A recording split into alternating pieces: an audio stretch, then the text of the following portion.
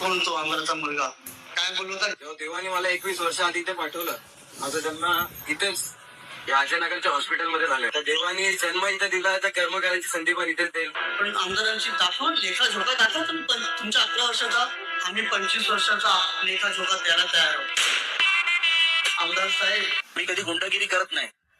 तुम्ही 2014ला धामणकर नाक्यावर काय घटना घडली, 8-8, 9-9 आरोपीच्या केस, मर्डर केस मध्ये होते ना, ते काढायला लावू नका मला, नाहीतर तुमची बदनामी करण्याला 2 मिनिटं लागणार नाही. तुम्ही समाजामध्ये तेज निर्माण करायचा प्रयत्न करू नका.